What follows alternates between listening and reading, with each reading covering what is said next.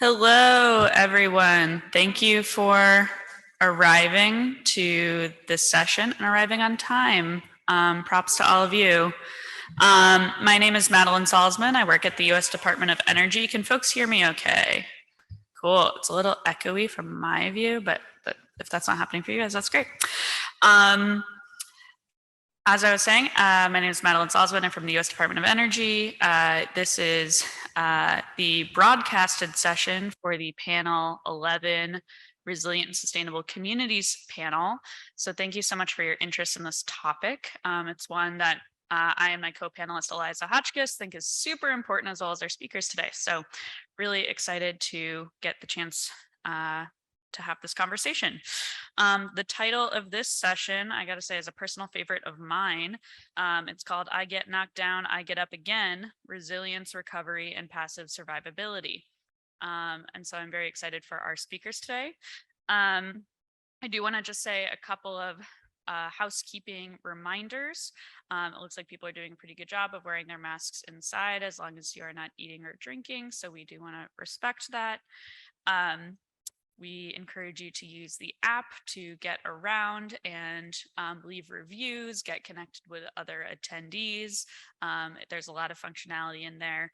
That's also where you can access evaluations in order to let us know how you think this session and other sessions throughout the conference are going, things we could be doing better. And then because this session is being broadcasted, if you have questions for our speakers, which I highly recommend, we want this to be engaging and have a back and forth, you will need to go to one of the mics in the center aisle so that the people watching in online can hear you. But with that, I will be handing it over to my colleague, Michael Reiner at the U.S. Department of Energy to give his presentation on valuing risky business, measuring building energy resilience under extreme weather events. So yeah, thanks, Michael.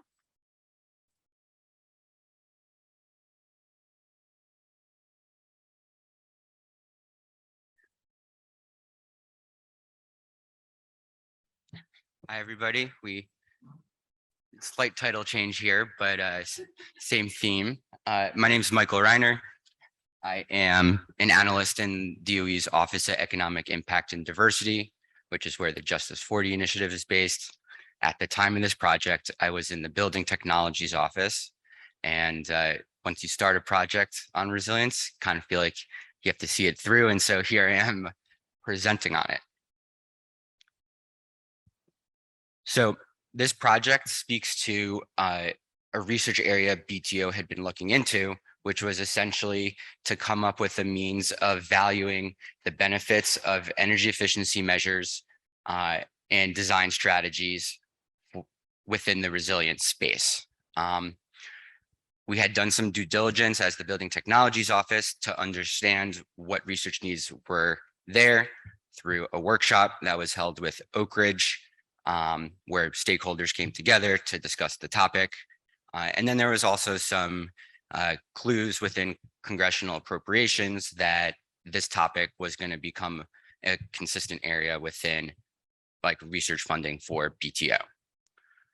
Our project focused on the impacts of extreme temperature events that coincide with power outages. And I think at the time of starting it, this was when we had those events in California, Pacific Northwest. And so the context of it was pretty clear. Our priorities for the project were to essentially establish a standardized and replicable methodology for valuing the resilience benefits of efficiency measures. If folks are familiar with the NIB study, mitigation saves, where you have those benefit cost ratios you often see of dollar invested to mitigation benefits output, we were essentially trying to follow that methodology. And as a different hazard, extreme temperatures aren't usually treated the same. The goal was to kind of bring that study into the fold of hazard risk assessment. So the key was the methodology, and this talk is primarily going to be walking through it. But to, of course, test the methodology, we selected certain areas of the country and certain scope parameters to kind of see how the methodology works and what the results are saying. And so to that end, we elected to look at mostly residential buildings, so mid-rise multifamily, single family, and assisted living facilities, both new and existing. And we selected a series of different hazard regions within the country that we thought brought in unique diversity and could help inform how results would vary by geography.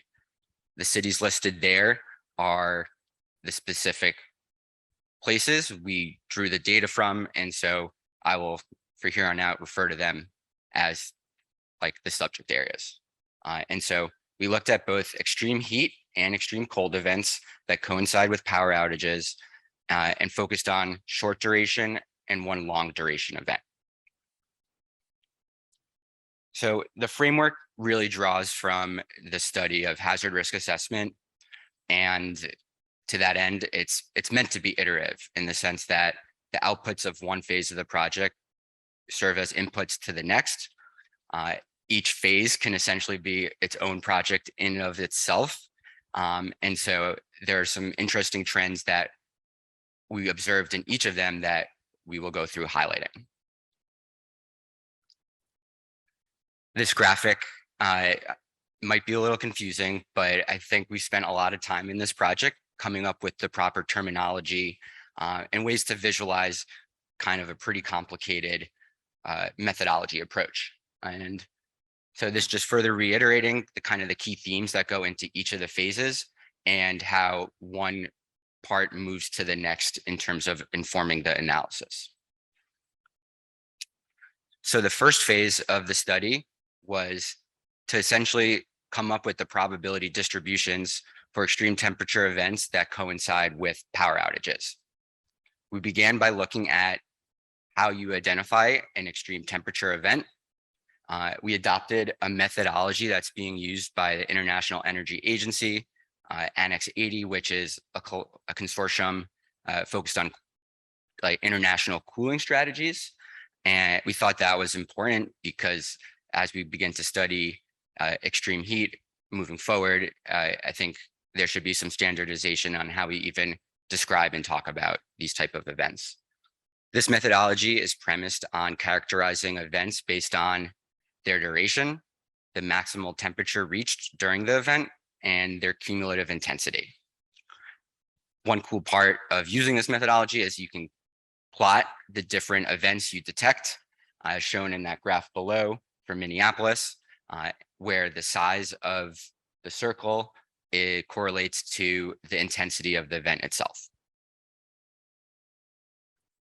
So now we have our temperature scenarios and need to overlay it with the risk of power outage. As folks might be aware, data in the space of power outages is not the greatest. It's primarily based on EIA data where utilities report for their service territory when an outage occurs. But in the absence of more granular data, we chose to use this data set. We do make an assumption here that events they're like what you get in terms of the data from a service territory is representative of the entire state. And so that kind of increases the probability estimates we see in the table below.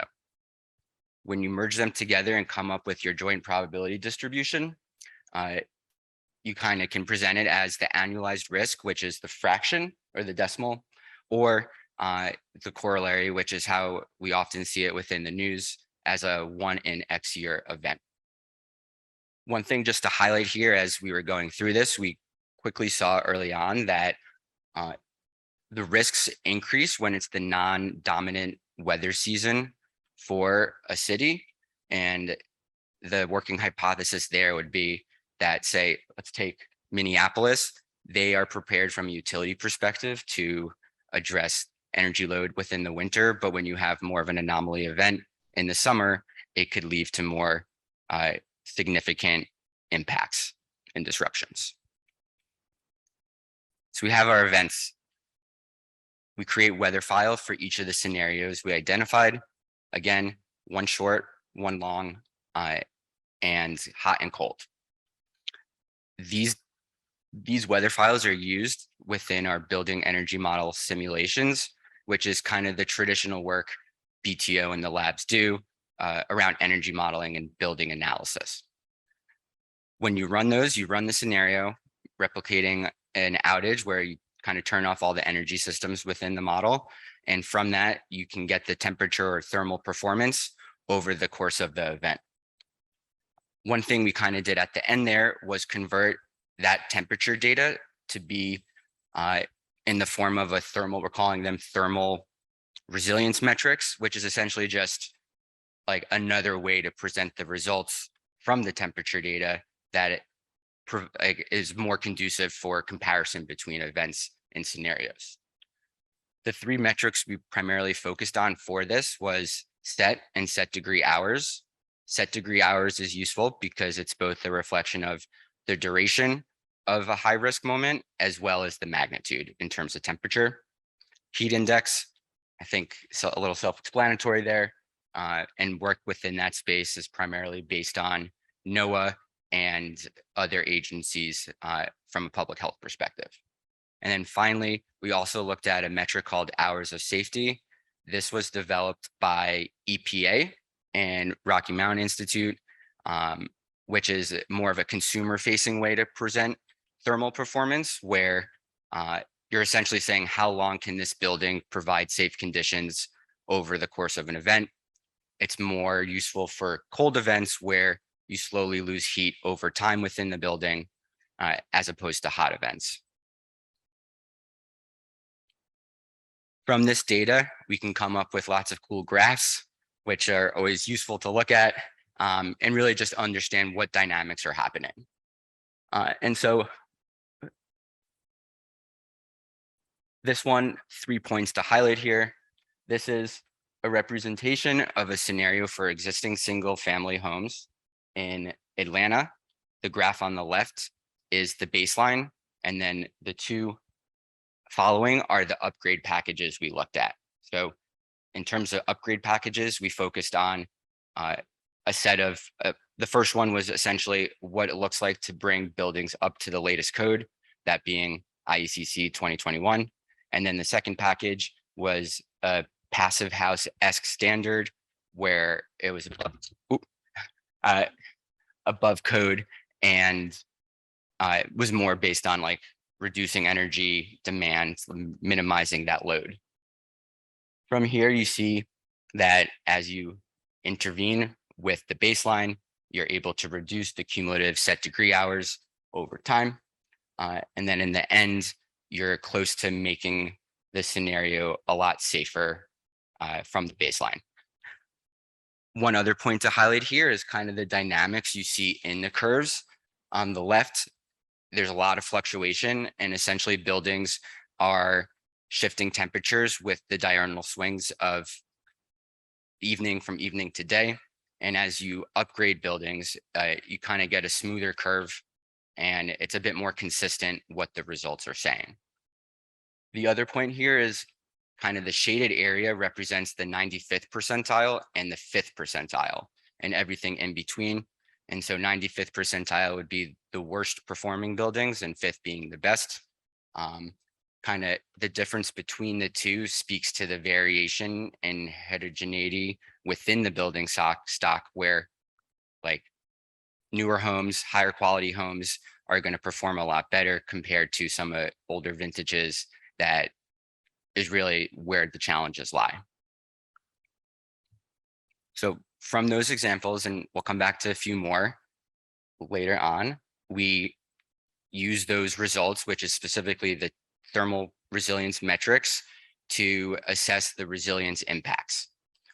When I say resilience impacts, I'm referring to property damage, health consequences, as well as economic losses. We focused for this, given the fact that extreme temperatures are really a health concern, more so than anything else on that. And I'll talk a little bit about what that looks like to implement. So to bridge basically to connect thermal performance of building temperatures to mortality outcomes, you have to have some form of model. This model does not exist yet. And so we kind of had to use the second best approach, which is why we're calling it experimental. We take a series of data and studies under the author of Gasparini, which helps us connect together those dots. His studies focus on daily outdoor temperature as opposed to indoor building temperatures. And so that creates a lot of uncertainty whether it's an accurate enough method to pursue this. We had a technical advisory group with public health experts, those more familiar with this space, because it was a little bit outside of what the labs and BTO have experience with. And basically, this was the best we could do in the absence of more and new data. And we'll get back to that a little bit on what it looks like to come up with a new approach there. Of course, it was key that we needed to test and validate how far off this estimate might be. And at the time, there was the Winter Storm Uri in South, which seemed like a fitting example to use. When we do that, we're able to see running basically for a baseline of that event, we see and estimate that there are just over 200 excess deaths based on our methodology, and compared to a very scaled number of around 250, we're not so far off. I think this also speaks to the fact that estimating deaths is very tricky. There are different methodologies you can take when we think about COVID and how you do come up with the attribution of cause of death. It's hazy stuff, and it a lot depends on how it's reported at the hospital. And so the excess death methods kind of looks retrospectively and how many deaths exceeded the historical average for that time. And that's essentially what's happening here. From the vulnerability assessment, we're able to process those results and come up with what the estimated losses are for the baseline event, and then what the reduced estimated losses might be for the two upgrade scenarios. Again, this was very much to come up with those benefit cost ratios that the NIB study was able to produce. Right now, we're in the final stages of wrapping up the report, and when it is, we'll be able to publish and see those results. So a little teaser to be on the lookout for that. Now, just kind of going back to like, what are the actual dynamics and trends we could glean from the like exposure analysis results? I think these type of impacts are very telling on what's happening with building design and how we can inform energy code development. This graph here is just illustrating a trend we observed in certain climates where you actually increase heat exposure as you upgrade a building. And this is going to vary, again, a lot by what the initial building characteristics are. But in this case, when you lose the ability for air filter, mics keep jumping at me.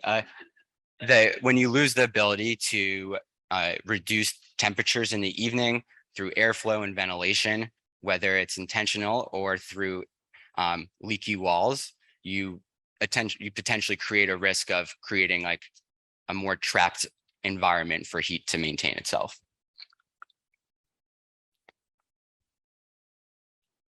This trend is depicted again in the case study we did for assisted living facility. We ran a heat wave scenario based on a modeled home that experienced a lot of challenges during Winter Storm Uri. And we had conversations with the building manager who gave us kind of what are the characteristics of the building. We model it and then looked at upgrade scenarios to see what their respective impacts are. What we see here is that by and large, natural ventilation, which helps support the ability of removing heat, was the key winner. Lastly, we weren't able to get good results for property damage because there is not very much data out there on what property damages are for extreme temperature events. And so kind of thinking of alternative ways to pursue that work, we make an assumption at what temperature pipes will freeze. Freezing pipes were the primary driver of property damage during the winter storm Uri. And so these graphs are kind of demonstrating how different upgrade scenarios are going to reduce that risk.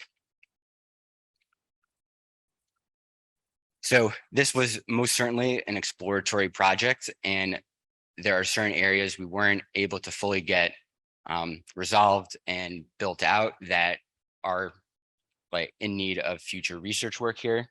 First being a deeper dive into the dynamics of stock level results. What we see is that it's really like the challenge is going to be on those lowest performing buildings. And so when you try to look at something on an average across a city, it gets very tricky to capture those challenges. Second, the metrics we're using and the thresholds we set for thermal habitability come from the lead pilot on passive survivability. Between conversations with our tag and other stakeholders, we learned more research is needed to really hone in on what is the threshold between safe and unsafe temperatures. Third is improving and refining the mortality and morbidity estimates. We've had conversations with CDC about this, and they have kind of that piece of the model. They don't have the building analysis. And so there are hopes and aspirations. We can blend the two and come out with like a new dynamic tool where building performance can inform public health decision-making. And finally, on the property damage front, the data wasn't there for us to show there is value, but moving forward, I think there needs to be more data and understanding of what actually happens after an event. Lastly, I'm going to put my equity hat back on for a second. As that, I work on the Justice 40 initiative. I think trying to understand like what it takes to move forward work in this space requires a lot of deeper thinking on why is there progress on just natural hazards normally, and what's that mean for extreme temperature events. I think in terms of making progress, we really need to treat extreme heat in particular as a natural hazard. And when you do so, it becomes evident that building codes are the place to address that type of risk. Specifically building energy codes, as they are the primary parameters or provisions where we regulate thermal performance inside a building space. And then finally, I think like when we kind of think about what the results mean and what are the impacts to communities, it's truly important to recognize that even if we don't have the benefit cost ratio or the numbers to support like direct action, there's a moral imperative, and there's kind of, I think, an ethics perspective of why is it important to have people not experience discomfort and have the building quality standards necessary to kind of live in a safe and comfortable environment. And as much of us are a part of the building community, I think action in this space really falls upon us. As many things happen, these things are not going to naturally get addressed within the marketplace. And so I want to end with just saying that I think this is a call for me to all of us to kind of recognize what those barriers are and support work to kind of establish and legitimize progress within this space. Lastly, I just want to give a shout out to the project team. It was a roller coaster of a project over 18 months, people coming on, people coming off, and so I'm really appreciative of all the work and flexibility that was put into making this project come to fruition. And finally, to the technical advisory group that helped support this project, thank you. You also bared with us over the course of the event. So I'll leave it at that and open it up for questions.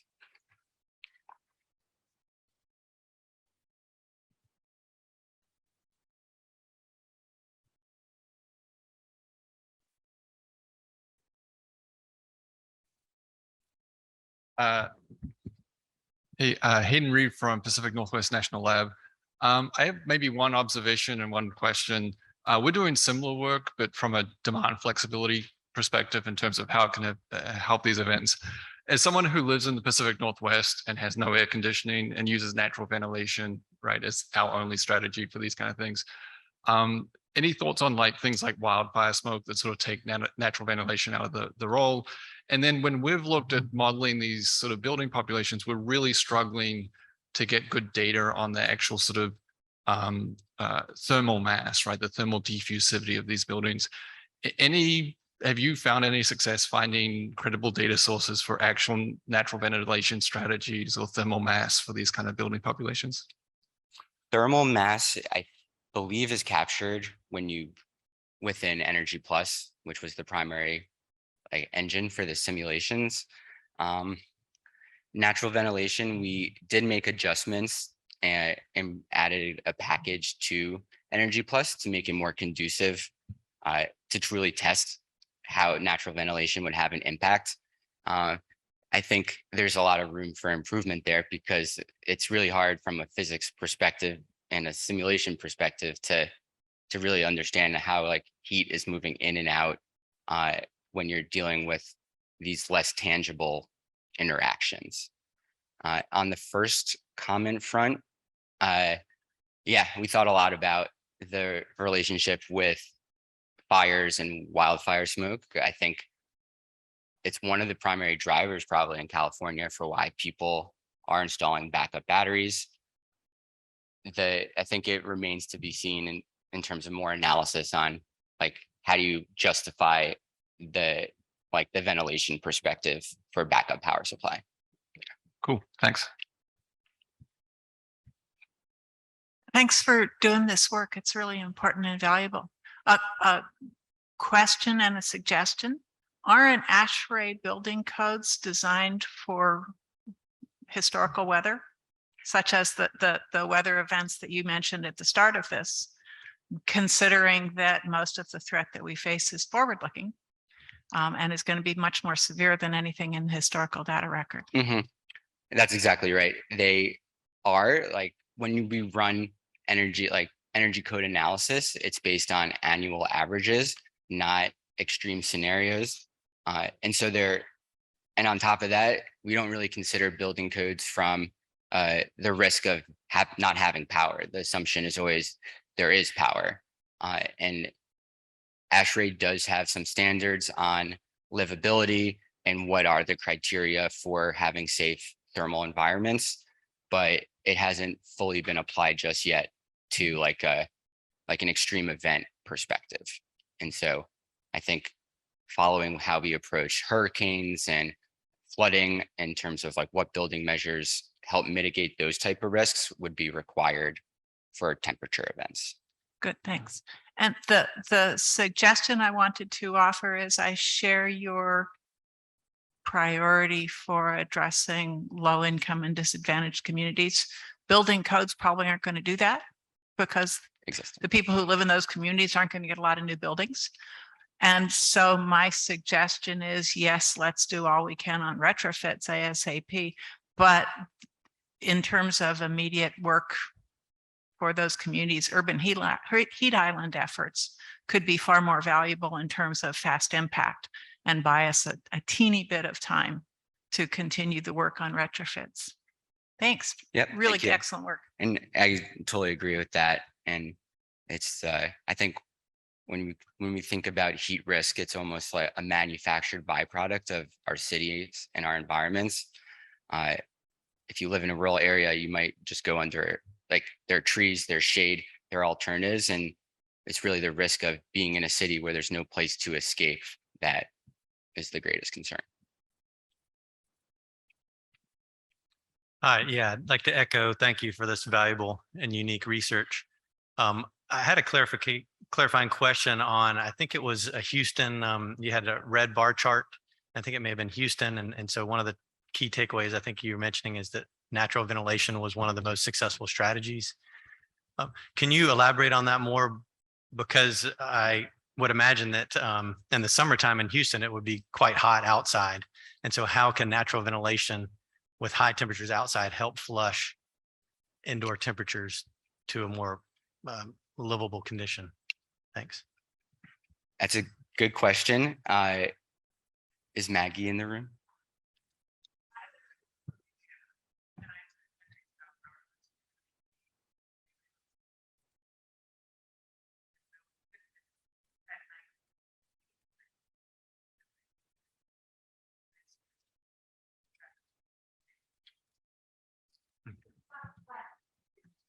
Yes. The assumption is that anything to help the heat escape that was built up from Got it. Yep, solar gain and great. so forth.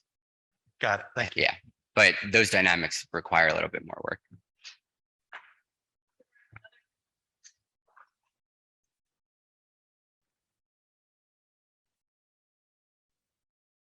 Awesome, thank you. Up next, we have Maddie Coolbeck with Slipstream, and hopefully I still have the name right of the project, Weathering the Storm. There we go. Microgrid feasibility studies for municipal applications. So thanks, everybody. Hello, everyone. Can everyone hear me okay? Is the microphone working? Okay, great. Like Maddie said, I'm Maddie Poolbeck. I work for Slipstream. We're a nonprofit organization based in Madison, Wisconsin, doing research, financing, education, and program implementation. And today I'm going to be talking about 2 microgrid feasibility studies that we did in Dane County, Wisconsin. So jumping right in. So the agenda for today, I'll start by giving some background on the project, then I'll go through our methods before I talk about the inputs and the results, and then wrap up with lessons learned from the projects. So a little bit of background. I mentioned that we worked with 2 municipalities in Dane County, Wisconsin. As a little bit of background on where that is, this map shows Dane County, which is in the south central part of Wisconsin. The 2 communities that we worked with were Madison, Wisconsin, which is the capital city, second largest city, and then a suburb of Madison, Sun Prairie. So the goal of the projects were to evaluate the environmental resiliency and financial benefits of microgrids for these 2 municipalities. For both of these studies, we used the technologies of battery energy storage systems with solar PV for our microgrid, and the funding came from the Wisconsin Office of Energy Innovation. So a little bit more background on both of these 2 municipalities. So Sun Prairie, as I mentioned, is a suburb of Madison. It's roughly 33,000 people, so a relatively small city. The city was interested in utilizing the library as a community resiliency center. So it wanted to better understand how the library could provide backup heating and cooling, refrigeration services, plug load for medical devices, and other general resiliency benefits for their residences or residents in an emergency situation or outage.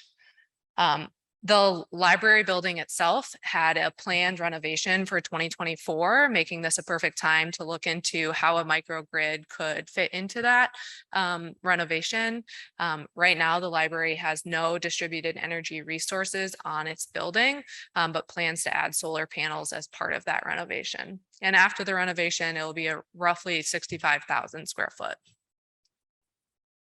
So the city of Madison was our second site, and the city of Madison is roughly 250,000 people. And the microgrid here was really more for critical facilities for the city. So the 2 facilities that we looked at to put together as a microgrid were their streets department and their engineering department, which house critical functions such as snow removal, mapping services, and communication during outages or emergency situations. This situation was very different. They actually already have 483 kilowatts of rooftop solar on the 2 buildings.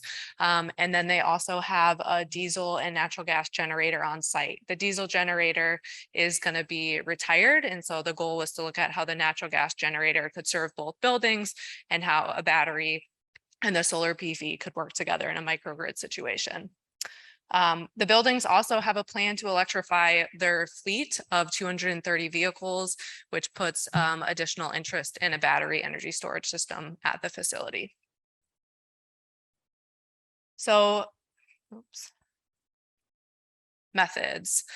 So we used 4 tasks to work through this process for both of the two communities.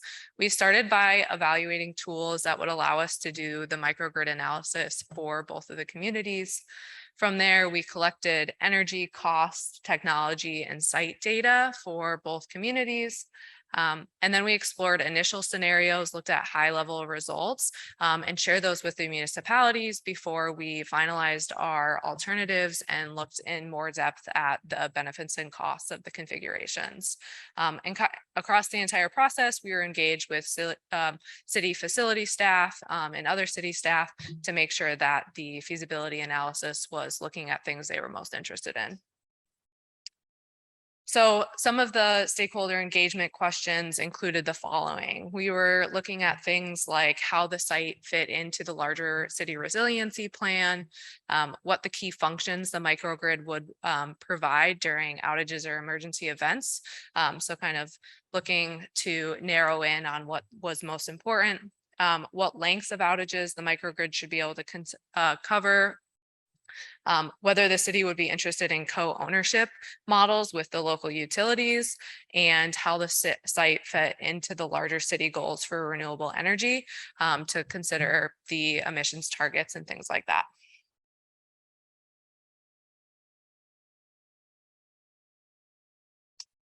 Okay, so moving into the tools considered. So we looked at 7 different tools that could evaluate microgrids. We found these from a literature review and ended up comparing seven different tools. 4 of them were free tools from the national labs. 2 of them were commercial products for cost, and 1 of them was developed by the California, or by EPRI, funded by the California Energy Commission. So we started by comparing qualitatively the functions that each of these tools could provide and how those met up with the needs for these 2 microgrid feasibility studies. So what this table shows is if it's fully filled in, then it means it meets the critical feature. If it's partially filled in, it partially meets it. And if it's blank, it doesn't meet that feature. So basically, some of the features we were considering is if it could model a existing backup generator, if it could model existing PV, if it could look at custom load profiles, so we could input the exact load profile for these facilities, and if it gave us hourly results so that we could do additional analysis at the end. So from this, we ended up using REOPT as our primary analysis tool. As you can see here, the other tools do provide features, especially DeerVot and Homer provide a lot of the similar features. The reason we ended up using REOPT is because the license was free and open source, and it also had an API available, which allowed us to both share the results easily with the municipality and use the API to run many results at once to be able to compare a lot of different alternatives.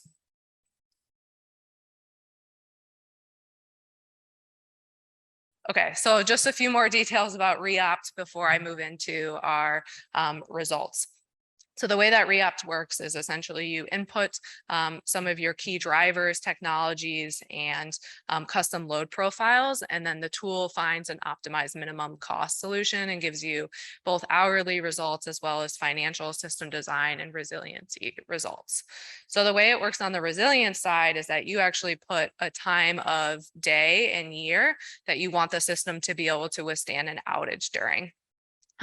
Based on that, the system then finds the least cost solution and uses that least cost solution to evaluate resiliency across the entire year. So inputs and results for Sun Prairie. So because Sun Prairie was going through this big renovation process, instead of using the historical energy data, we instead did a modeling exercise to identify what the energy profile would be after the renovation. So this shows the differences. We both modeled a full load profile for the library and then also critical loads. So what loads the library would want to cover during an outage. So what you see here is the 3 different examples. The baseline is total energy. Tiers 1, 2, and 3 is essentially total energy with some heating and cooling setbacks and slightly lower lighting energy use. And then tiers 1 and 2 really represents that critical load profile, representing roughly 30% of the library square footage. So we ended up with two primary alternatives. We ran probably close 20 to 30 alternatives and showed them to the community, but ended up with these two alternatives for them. So we actually modeled an all electric variable refrigerant flow system for this. We used time of use rates, and then they did not have any renewable energy requirements or health and climate costs that they wanted included.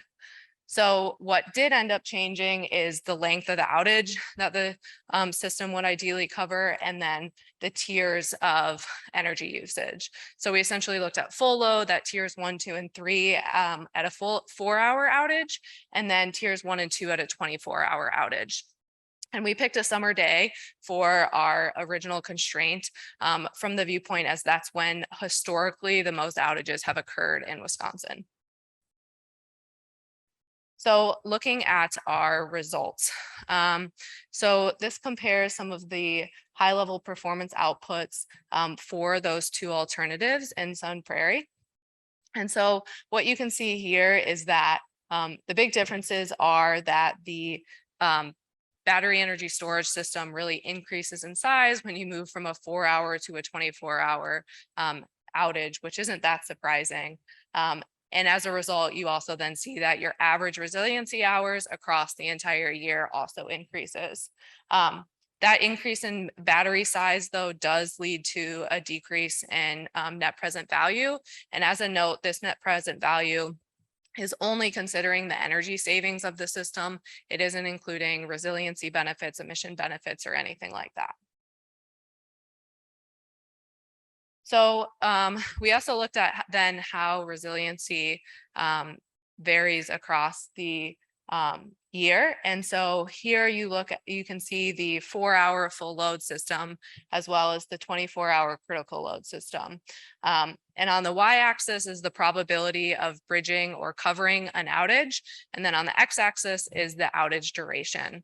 So this is then looking across the entire year what the probability, for example, is of bridging an outage of 10 hours. So the first takeaway here is that it's easier to cover an outage in the summer, especially in Wisconsin. So we see that the probability actually never hits 100% because there's some hours in the winter where the systems would not be able to cover an outage. The other difference, which again is kind of straightforward, is that the 24-hour system performs better than the 4-hour system. You're able to have a higher probability of covering outages of longer durations. And then just quickly looking at this one other way of how this varies across the year, this kind of shows that point about the winter system. So this is looking at the 24-hour critical load system. And what you see is really that the longest outage durations that the system is able to cover are in the shoulder seasons. And the primary reason for that is because solar production is high in those seasons, while our critical load is relatively low because there's not a lot of heating or cooling needs in those seasons. In the winter, as I mentioned, we see much lower ability to cover an outage, and that's generally just because there's lower solar production, and especially with the all electric VRF system, there's large heating needs. So moving on to the city of Madison. So for the city of Madison, the big question was how these electric vehicles were going to impact the need for a battery energy storage system. With the natural gas generator on site already, the building was actually able to cover outages of long lengths at its current load profile. So the main thing we focused in on is how the electrification of the fleet changes these results. So we modeled 2 different phases of electrification. Phase 1 includes smaller duty vehicles that will be electrified in the near term, so in the next 5 to 10 years, while phase 2 includes a lot more of those heavy duty vehicles that will be electrified in the longer term. And so this shows the hourly load profile for the 2 of those, and you can see that the way that we modeled it is that a lot of the charging is occurring overnight and slowly overnight, so across the entire night spread out. We did model about 10% of vehicles that had to be charged right when they got back from being out. And the other takeaway is that phase 2 really increases our load profile. So zooming in on that, we looked at several different scenarios. So the base case is assuming no electric vehicles, whereas then we look at across the other 4 scenarios, either phase 1 or both phase 1 and 2 vehicles being included. And then the other difference is we either constrain the battery size to be less than 10 megawatt hours or to be exactly equal to 10 megawatt hours. And the reason for that is because that's how much space is available at the facility. And the city was especially interested in knowing what it would look like if they maximized the battery that they had space for, which is why we included that scenario. So this is a lot in this table, but this is showing the performance outputs for Madison. So I'm going to point out a few things to make it a little easier. So comparing against scenario 1 and scenario 3, which is phase 1 vehicles, but with phase 1 versus phase 2 vehicles with a battery size, anything less than 10 megawatt hours. So what we see here is that essentially the battery size increases when we have more load from those phase 2 vehicles. But to optimize by cost, it doesn't increase significantly. And so as a result, what we see is our resiliency hours on average goes down significantly just because the load from those phase 2 vehicles is so high and you can't find an optimized solution that still keeps costs low to keep resiliency high. So then when we instead say, well, let's just maximize the battery for the size that's on site, what you see here is we have a very large battery. Our resiliency hours are very, very large, but the net present value essentially becomes unreasonable, becoming negative almost $6 million.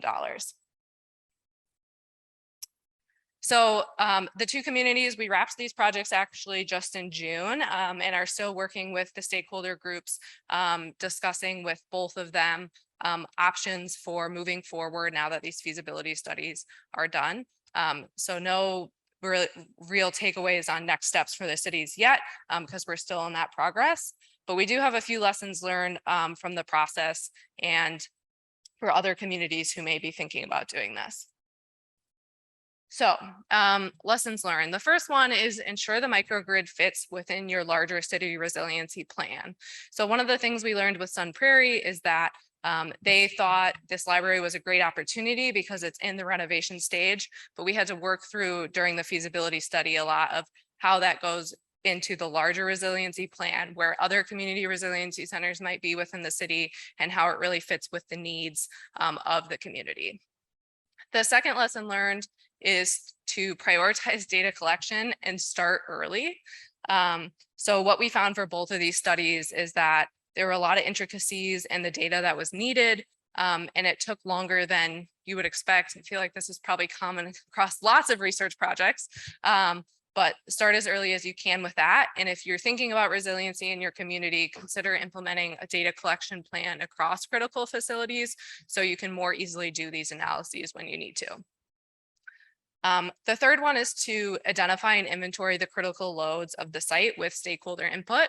So one of the things we found, as you saw with both the electric vehicle changes and with Sun Prairie, is that the critical load can have a significant impact on the financial performance. So if you're optimizing just to hit critical load rather than the full building load, that can significantly change both the configuration of the microgrid and then your associated benefits and costs. The fourth takeaway is to dedicate time to defining the monetary value of resiliency to the facility. So as I mentioned in this presentation, the resiliency values weren't included in our first presentation of net present value, but we did include those costs separately for the communities and generally found that it greatly increases the net present value. The difficulties with that is that it's very specific to the facility. There's not great secondary data out there on resiliency, especially for longer outages. So taking the time to define that for yourself can be really important when making the business case for these microgrids. And the other important thing is to consider getting community member feedback, especially for things like Community Resiliency Center, on what that resiliency value is to them. And then the last one is, especially in municipal applications, run several scenarios to be able to visualize the trade-offs before determining your key or final alternatives. This was really helpful for municipal staff to understand the trade-offs between some of the different things they were considering, to be able to finalize and understand what they were most interested in for the final analysis. And with that, I'll just, this is our contact information. Myself and my colleagues, feel free to reach out to us with any questions after this, and happy to answer questions now.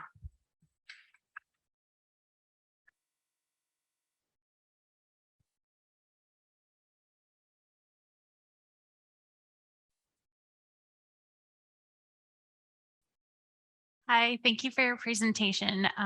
Fellow Wisconsinite here. I live in California, full disclosure.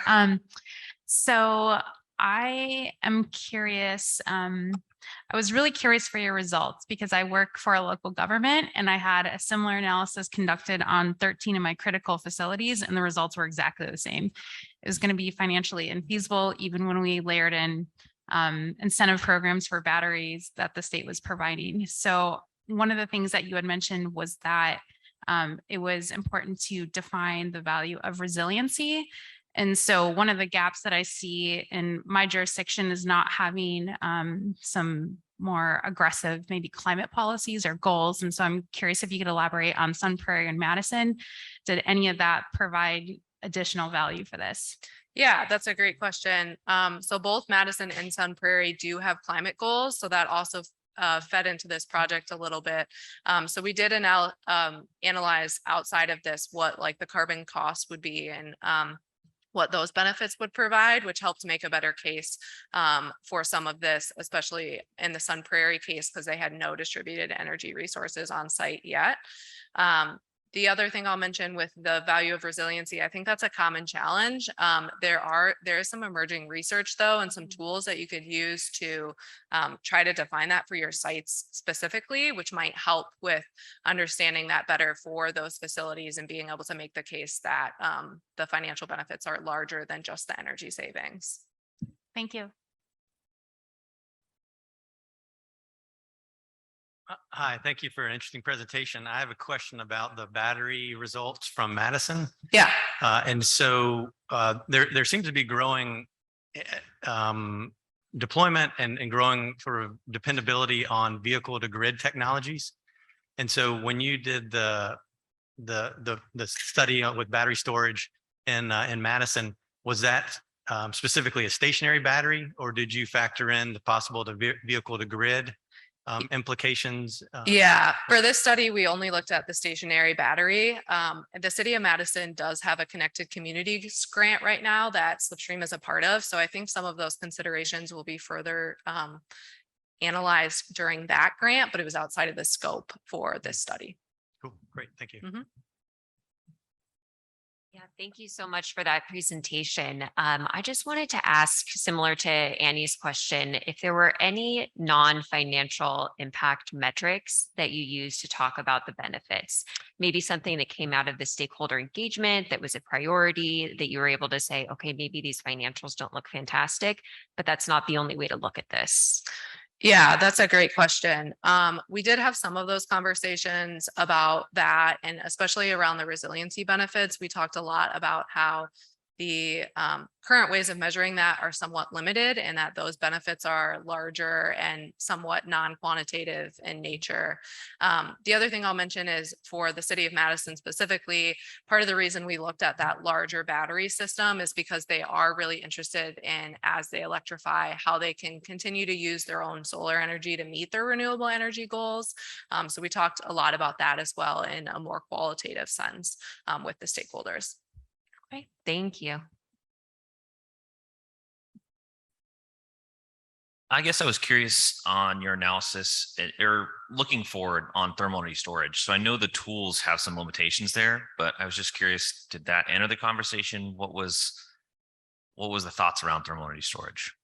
You said thermal energy storage, right? Yeah, versus battery energy Okay. storage. Yeah. Yeah, that's a great question. We didn't consider it a ton. The one thing we did do is, especially for City of Sun Prairie, we recommended several other technologies to consider during the renovation, including efficiency measures and some thermal energy storage solutions or like thermal energy load shifting solutions, so that they could integrate that into the facility to then, lower load or use thermal energy storage along with the battery and solar PV that was installed. Thanks. Yeah.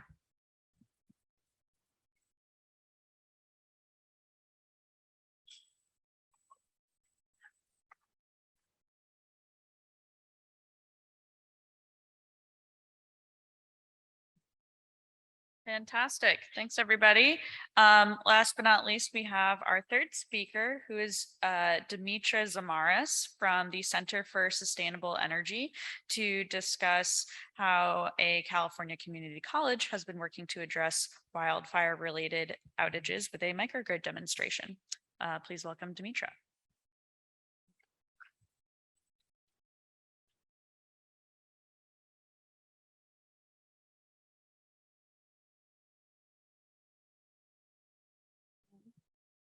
Sorry, my computer went to sleep and I have to keep my teeth back. I gotta grab my cell phone. I'll still do that, but I'm super fun. This day and age.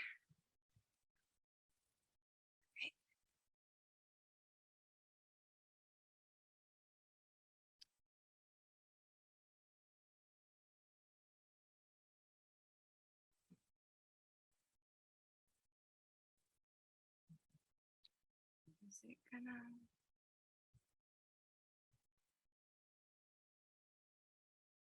There we go. All right. Hi, everyone. My name is Dimitra Zamaris, and I work for the Center for Sustainable Energy. I'm a manager in the Distributed Energy Resources Group, and I'm here to talk about the Santa Rosa Junior College Microgrid project. I had a much longer name in the title for this, but it didn't fit on my slide, and it's probably for the best. I got to use my computer. All right. Thank you. So just a quick word about CSE, Center for Sustainable Energy. We are a nonprofit based in San Diego, California. Although at this point, we do have staff and projects across the United States. And we're a nonprofit with one simple mission, which is to decarbonize, which I think is in alignment with the values of pretty much everybody here. And I'll just go ahead and dive into my agenda real quick. So I'm going to go through the motivation of this microgrid project, go through the design and some of the technology components of the project, some performance objectives, both from our baseline metering phase and our operational data that we've collected so far and testing. And then I will jump into some of our industry impacts. So this is a screen grab that I took of the CAL FIRE website. And I did this about a year ago in September, and it was a lot gloomier of a picture. But as you'll see, there are already some active fires, and we're ahead of fire season this year. And that's a really growing concern in California. And I know we have natural disasters all across the states that we're concerned about, but this is continuing to impact our communities. And one thing I want to highlight, so this is the top 20 most destructive wildfires in California. And if you take a look at the dates here, you'll see that over half of them have happened within the last 5 years. So this is a growing concern. It's not going away. If I had, and when I say 5 years, I'm counting from 2018. If I counted 2017, which feasibly could count because we're not really in fire season yet, there'd be 3 more highlighted on here. So I think that this is a really good visual. I'm a very visual person, and that just kind of shows, this is a problem that we have that's staying and not going anywhere. And to focus in a little bit more on the project that I'm here to talk about today, the 2 fires highlighted here is the second most destructive, fire in California and 10th most destructive. Both of these have impacted the community in which the Santa Rosa project exists. So The Tubbs fire in particular was extremely destructive. This was in 2017, and it really inspired the Santa Rosa microgrid project. There was no fire damage on campus itself, but hundreds of the students and the faculty were displaced from their homes, and it really had a lasting impact on the surrounding community. So I keep referring to this as an epic demonstration project, and you might be wondering, aren't all microgrids epic? And I think they are. Please, some chuckles for this joke, but yeah, thank you. But in this case, it actually stands for the Electric Program Investment Charge, which is a program through the California Energy Commission. And that is what funded our grant project that I'm talking about today. They have about $130 million a year that goes towards research and demonstration projects across California. And in this particular case, we had $5 million in CEC fundings with $8.5 million in match funds. I wanted to quickly introduce our project team. So Santa Rosa Junior College is the host site and the grant recipient for this project. My organization, the Center for Sustainable Energy, is helping with the project management and CEC reporting. PICE is our microgrid controller. So they do the technology providing for that and also help with some of the microgrid design. And then we have Worley doing our electrical engineering and a variety of technology providers who I've listed here: Go Electric, EnergyPort, and IEM. So it is a pretty large project. I just wanted to quickly kind of throw out here like all the components of it. It's a 4-year project. So it started back in 2019 and runs to 2023. And there was like a lot of different steps along the way. So it started at, the modeling. So a lot of what Maddie just spoke about, we did that in the first step of this project. And then it led to the actual engineering, like hardware procurement, and then also testing and analysis. And then we have like a 12-month measurement and verification period. And I do want to point out, as nice and clean and linear as this is, it's really not a linear process. So if I could draw a bunch of arrows, it'd be like that diagram where you have all these pictures with the thread around. That's pretty much the project, but this gives you a sense of what the scope is. So now I'm going to dive into the design of the microgrid. So this is the map of the Santa Rosa Junior College. It's a 100-acre campus with over 60,000 students. It's a 100-year-old community college, and it's located in PG&E's utility territory. And zooming in on the electric infrastructure on campus, so the little lightning bolt here shows the connection to PG&E's grid, and then the campus has its own electric feeders that go to all the campus buildings, and it supports over 20 buildings on campus. You'll see 3 different color lines here. There are technically 5 feeder lines, but the light blue is feeder 1 and 2. And then feeder 5 is just between the Doyle Library and its chiller. So it's not shown on here for simplicity. So now I'm going to dive into the components of the microgrid. I have a nice little summary slide. So we have all these things that are all being consolidated by the microgrid controller, and we'll go step through each component.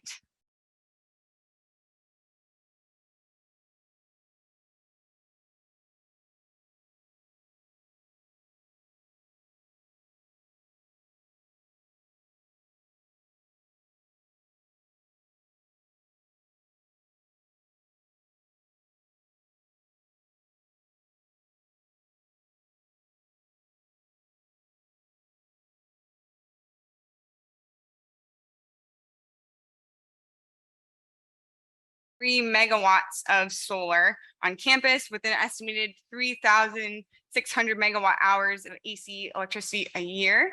And this is the current state, but I will add that the campus is looking at adding an additional 1.2 megawatts of solar within the next 3 to 5 years.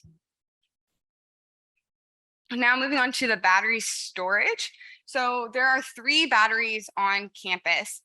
One Tesla battery, which is on the left side of the screen, and that is what we consider the energy battery. It has a 1 megawatt, 2 megawatt hour capacity, and then there are 2, and that's a lithium ion battery. And then we have 2 EnergyPort batteries, which are lithium iron phosphate, and those are the power batteries, and they were funded as part of the microgrid project. So backing up for a second, the Tesla battery was part of the campus's match funds, and it came in before like the bulk of the EPIC project. And then the energy port batteries were added. And I'm referring to them as power batteries. The main function of those batteries are to quickly pick up the campus load in the event of an outage to help the campus blinklessly transition to islanding mode. So switching from grid following, where we're connected to PG&E, to grid forming, where we're islanding. And then there's a variety of other microgrid technologies that are included in the project. So as I very quickly mentioned, everything is getting connected to this single microgrid controller. It's the PICE microgrid controller, as I mentioned earlier. And one thing to note that's kind of special about that technology, it's a software-based controller, and it has the ability to optimize based on a variety of metrics. So it can optimize the battery charge and discharge based on GHG emissions, the electricity costs, or resiliency. And the primary function right now for our project is the GHG emissions. So it'll be commanding everything to operate in a way that has the lowest GHG emissions. There are also a variety of demand side management devices. So we had a number of load shed devices, breaker modifications installed at the building level. And that's one thing that makes this microgrid pretty interesting and flexible, is that we're able to connect and disconnect at the building level. So as part of the design, the campus was grouping the different buildings into tiered loads, so we could identify which ones are the critical loads. And so when we're in an islanding setting, the microgrid can offshed some of the buildings that are less critical to have longer duration support. But I will highlight, I didn't mention this yet, that the microgrid was designed to be able to support the campus loads for just under 3 hours in a worst case scenario, which we were looking at midday September, when you would have the highest energy loads. But in a situation where we're trying to support the loads for longer, like I said, the demand side load shed devices will allow the microgrid to reduce the load and support the critical loads for longer. There's also metering as part of the project, and that came into effect pretty early on, since we were trying to use those meters as a means of establishing a baseline profile of the campus. So we did have information from PG&E, but we were trying to get a more granular understanding of what the energy use was on campus at the building level. So these meters, they're revenue grade AccuVim meters that were installed at each building. I'll get into this a little later in some of our challenges. The metering scope didn't go entirely according to plan, but like I said, it was intended to do baseline, and they're also going to be helping just understanding the campus energy use during regular operations, and will probably inform future energy efficiency upgrades and so on. And then finally, I just also want to highlight the automatic demand response. So there is an intent for the microgrid to participate in the utility demand response program. So we did have programming for that as to enable the Open ADR, I think is the name of the software. I might have gotten that a little wrong. David can correct me later, but to allow the campus to participate in the demand response programs.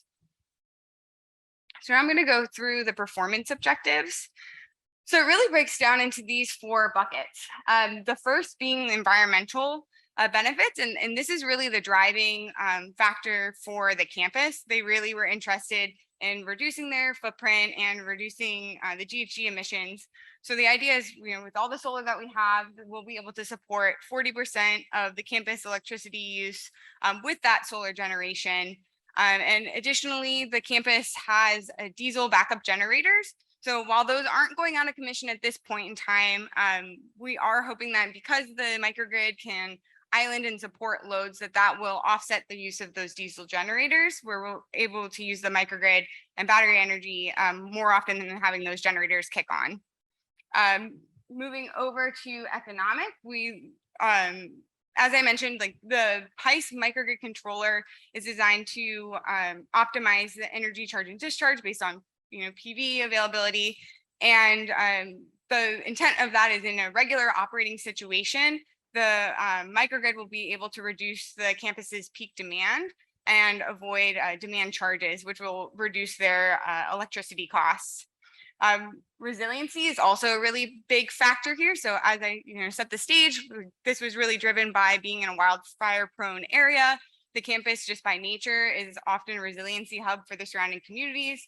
So the idea of the microgrid would be to allow the campus to continue to provide services both to its staff and faculty and also the surrounding community in the event of an outage.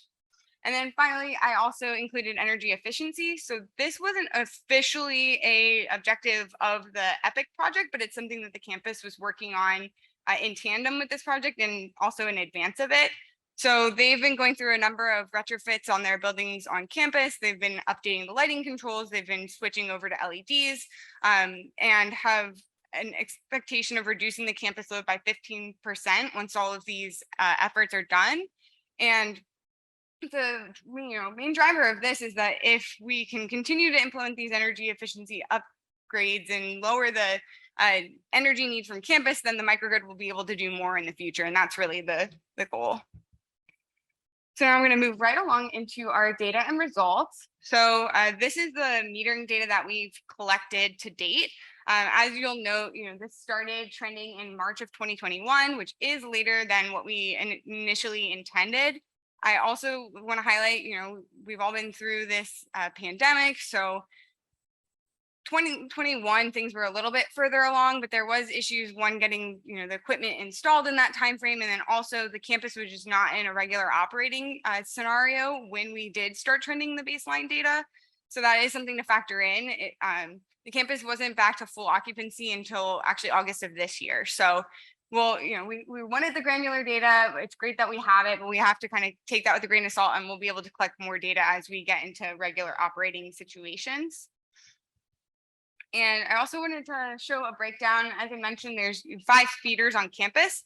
And so this shows, now that we have the granular building level data, we can have a better sense of where the overall campus energy use is going by building. And as you'll see here, feeder 5 is the biggest energy consumer, and it's primarily just the Doyle Library. And that kind of circles back to what I was saying before about metering. And, once we can see kind of what each building is doing, the campus can better kind of target which buildings to pursue energy efficiency projects. So I just want to show a quick video. And you just got to watch this light bulb really closely. If it will let me play it. Yeah. Oh, is there a way to do this with sound?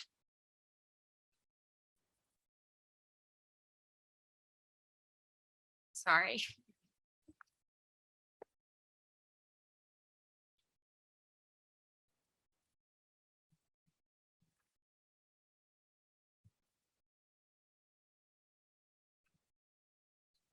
Thank you. Yeah. Whoops.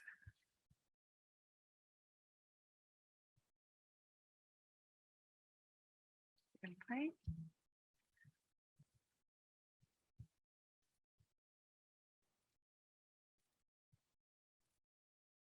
There's still no sound. Well, if we can get it. 1 sec. If there's no sound, I can just simulate it for you.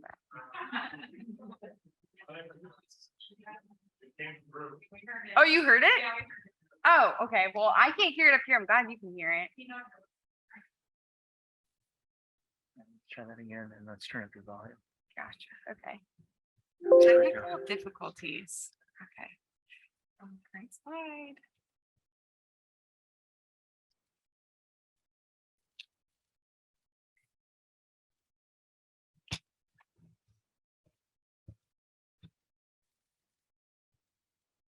There we go.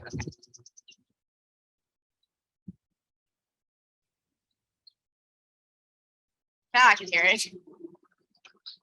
So I always think this is a really fun video because usually you think you want something exciting, some sort of fanfare, right? But you're watching and you hear that big clunk, and that is the breaker to the campus opening. So we're no longer connected to the PG&E grid. and our light bulb's still lit. And the other thing that's really exciting to highlight here too is this big metal box right there. That's a backup generator, but you hear nothing because the microgrid is supporting the campus load. So, sometimes no news is good news, right?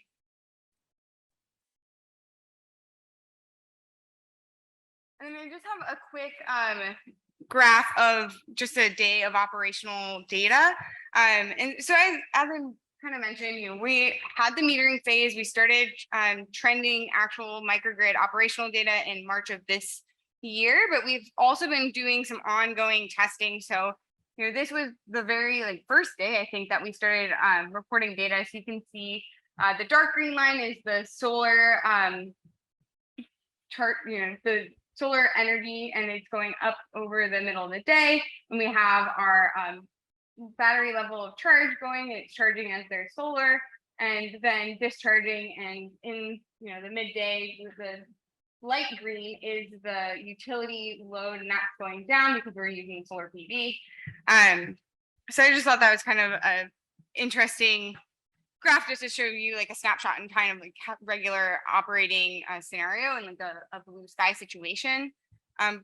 But moving on to testing challenges, I will say that was back in March. We've been trying to trend data, but we've still been doing ongoing testing in that period. So there's still data that needs to be cleaned up and shooted through all of this. So that's pretty much what this first bullet says is, we tried to start the measurement and verification period back in March of this year, but we've been doing ongoing testing. And because this is at a campus, there's a lot of limitations around when we can do outage testing, because we can't just let the whole campus go dark just on a whim. And later when we're in the Q&A session, I'm going to have some of my colleagues come up, and one of them is the sustainability manager at the campus, and he'll tell you himself about trading favors with other departments and begging people to let us turn the buildings off so that we can complete our microgrid testing. So that's definitely been a unique challenge doing this at a public campus like this. And I also just want to quickly address this graph. I'm not going to go into too much detail. I will say there are the letters PE after my name, but I'm a civil engineer. I could tell you all about the concrete pads. Sometimes the electrical engineering goes a little beyond me, but I will try my best here. So this is a screen grab of what we can see on the front end from the microgrid controller. And we were doing a test to get the microgrid to reconnect to the PG&E grid. And it's supposed to be able to kind of do that in itself. So it looks at the phase angle of the utility side. And when our grid is within 10, plus or minus 10% of that, it will reconnect. But what we found in this, I don't know how well you can see this, but on the left side of the pink line, this is where we're not connected, but we're still looking at PG&E. The grid is back. We're going to try to reconnect. The purple line is following this orange wave, which is the phase angle A. But then once we reconnect, it switches, and now it's following the green line, which is B.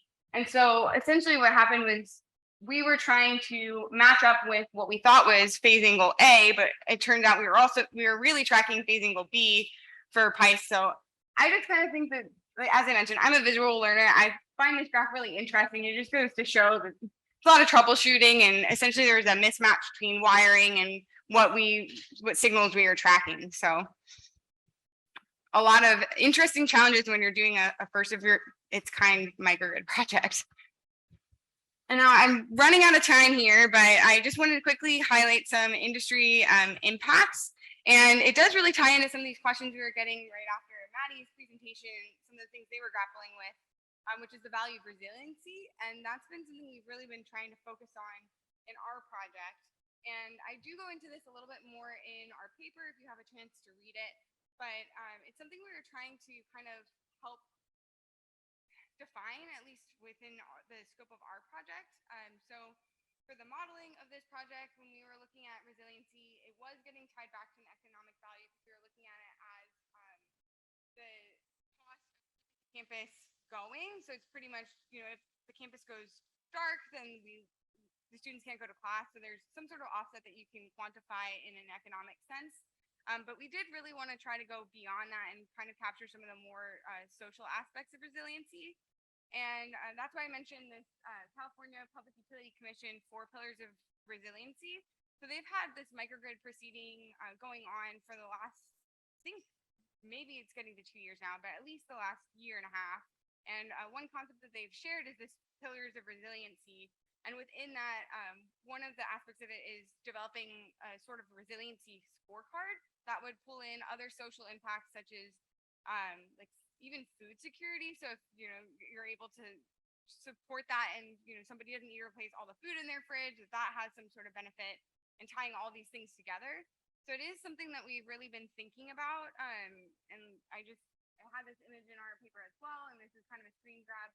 We're trying to put together this cost benefit analysis tool as part of the scope of our project that actually like coordinates with the REOPT tool that Maddie was speaking about earlier, but then also links in this idea of a resiliency scorecard.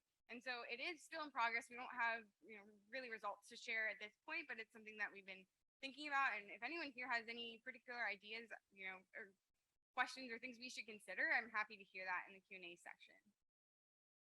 And then finally, I just wanted to touch on some lessons learned. There are many of them, and I'm sure there will be many more before the end of this project. But this was just a couple that I identified with David, who will be up here later, who works at the campus. One is to identify the critical loads early. And this was something that came up, I think it came up way earlier in the project, but it's something we have to keep in mind, like I mentioned, when we're doing outage testing and campus is going dark, we need to know where there are loads that can't lose power, and someone needs to be able to run around and provide power back to things once things get shut down. Another big item that's come up in our project is understanding the utility interconnection pathways and rules. So we've been doing a lot with Rule 21 and Rule 2 with PG&E, and that has been an ongoing process as well. So really having an understanding of that and starting that process early is important. Another one is, right now we're connecting all the buildings that are on campus, but the Santa Rosa Junior College is growing a lot. They're constructing new buildings, and those buildings will ultimately get connected into this microgrid. So designing those buildings in construction to be prepared to tie into the grid from the get-go will help the microgrid be able to grow in the future. And then finally, ensuring reliable communication between system components. So one thing that we came across on our project was that the communication systems, the way that it was all set up originally, it wasn't continuing to be powered when we were in islanding mode, which means that there's a potential that the communications would go dark, and then that would kind of cut a lot of the functionality of our microgrid in an islanding scenario. So we're going back and getting hardwiring of those communication systems into the high voltage loop so that when we're in microgrid islanding mode, we're also powering those communication systems at the same time to make sure that everything continues to stay live. Now, just quick next steps. As I mentioned, this is an ongoing project. It's going a little bit longer than we originally anticipated, with the metering, being later in the project, beginning in March 2021, and then also with our testing ongoing. We are planning to have testing wrap up by September of this year. And then the program was originally supposed to run until March of 2023, but because we would like to have that solid 12 months of measurement and verification data to share, we're looking to extend the project so that we can get that full 12 months. So it'll probably go towards till the end of next year instead. We also, have these reports at all those milestones I shared when I showed the scope. So we'll have a report about our baseline metering scope, about the modeling, about the procurement and install, all that stuff. And it'll be shared publicly once we get it approved through the CEC. And then finally, I know the campus is also working on right now to develop a cost of ownership guide for the long-term maintenance and operation of the microgrid. And I think that also is being planned in conjunction with some of this new funding that's coming out at the federal level as well. So that was a lot of information, but I'm happy to answer any questions, and I'm going to invite two of my colleagues up to help me with the Q&A. So thank you.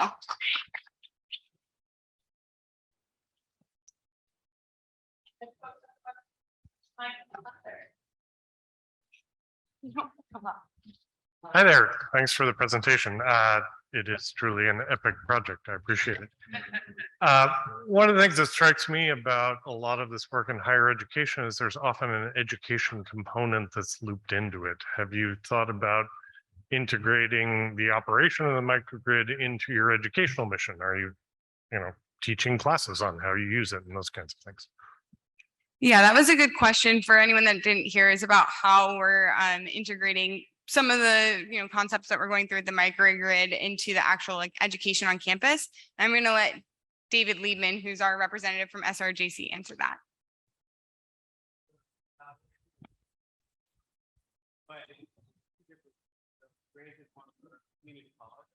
So we are the skill set of our students coming in.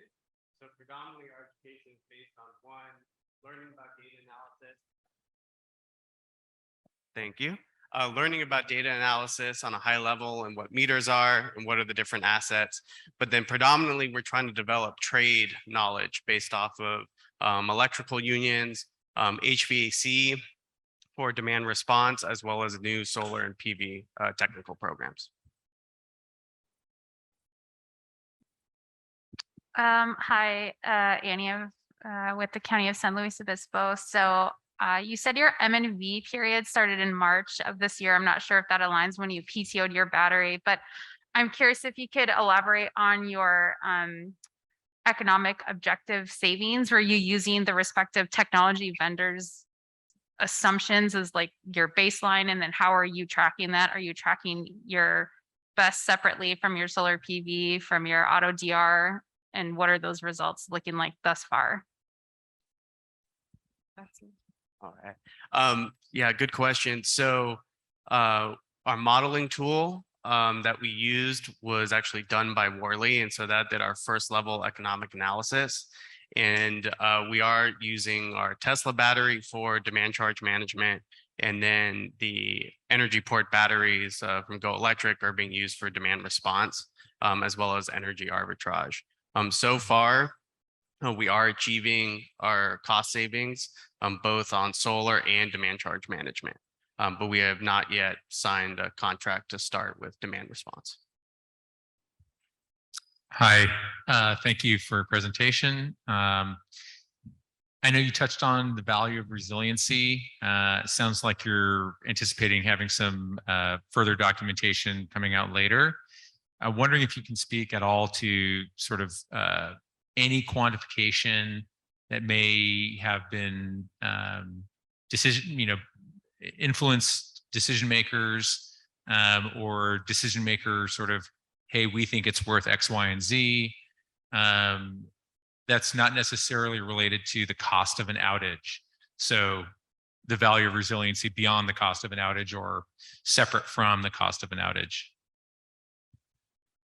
Yeah, so I'll start with that one and then feel free to add in if you want. But that is something we're really struggling with / working through on this. So as I mentioned, like the initial resiliency value that we looked at for this project was tied to an economic cost. So it was the cost of an outage on campus. As I mentioned, CPUC has been working on this 4 pillars of resiliency methodology, and they tie it into a lot of different things. So I think I like very quickly alluded to this, but there is like a whole concept of the value of, it's really hard to put it into a simple word, but like I said food security before, but essentially, if like someone could come to campus and have that sort of support, like that's something that you can't really quantify in an economic way, but it's still providing a real service to the community. And there's also this concept of like the social cost of GHG emissions. We're also looking at including that into a resiliency score, but it's still something we're trying to kind of gather ideas about because it is a very big issue. Yeah, awesome. Thank you so much. Yeah, no worries. I have a question about the humans. If this is it's really interesting. I know there's a lot of technical challenges to get these things installed and operational and reliable and all of that.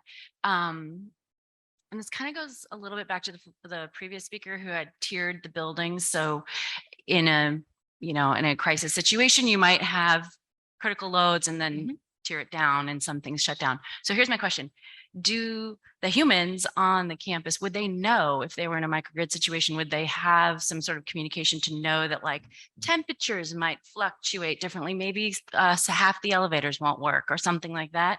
So that or is the assumption that you're going to maintain all load, there's no experience, it's all seamless for the people that are occupying the space? Yeah, that's a really good question. I'll start that question and let David finish it because I know he worked really closely with everyone on campus for that. So I mean, there is a sense that it would be seamless for the occupants to some degree because we're trying to have it be a blinkless transition. And the idea is that the microgrid will be able to support all campus loads through a short duration outage, like around 3 hours, and that would have no impact on the occupants. But the different building, I'm careful around the term loads, but essentially the buildings were ranked into different tiers, and that's where the load shedding devices come into play. And I'll let David speak a little bit more in detail about that. Yeah, so there's two answers. So one, for the communication piece, we have developed a communication plan. So we have, in pretty much every classroom and office, an instructor has a phone. It's all Ethernet based. And if we go into a microgrid mode, a number of folks at the college get notified that we're in a microgrid. We immediately tell folks we are in a microgrid. If power does not come back within an hour, then prepare to leave the building because we are going to now only prioritize our number one loads. Second, I will say, as a public employee, it was very fun ranking buildings and having our cabinet and leaders decide what is the most important load. Is it the tropical fish tank in the science building? Is it the president's office and he needs AC? But that is an exercise that you have to go through, and everyone has a different answer. The VP of finance might decide that the priority buildings are actually the old buildings that don't have any backup generators, and now she does not have to pay for new generators to be installed. Right. Really quick, I want to just acknowledge that we're at time. We can continue the conversation in this room because it's just lunch afterwards, but I wanted to give a quick hand to all of our presenters and thank you all for your attention.